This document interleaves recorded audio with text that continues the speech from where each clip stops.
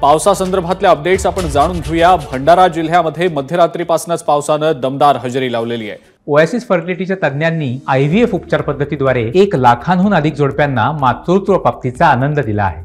मोफत appointment book करण्यासाठी आजच संपर्क साधा। विजांच्या कडकडाटासह जिल्ह्यामध्ये कुठे हलक्या तर कुठे मध्यम तर कुठे जोरदार सरी बरसल्यात। पहाटेच्या सुमारास या पावसानं चांगला जोर पकडलाय।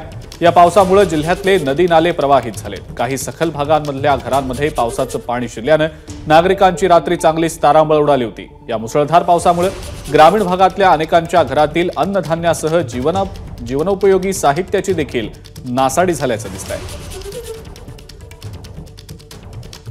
गोंदियामध्ये सुद्धा आज सकाळपासूनच मुसळधार पाऊस सुरू आहे। काल दुपारी पावसानं चांगलीच हजेरी लावलेली होती, मात्र काही तास पावसानं विश्रांती घेतली, परंतु आता पुन्हा एकदा पावसानं दमदार हजेरी लावलेली आहे।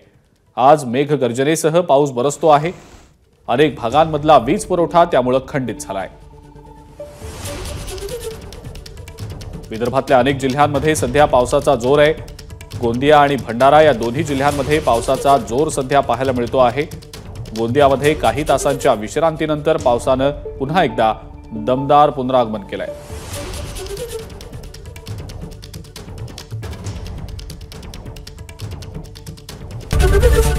एबीपी माझा, उघडा डोळे बघा नीट।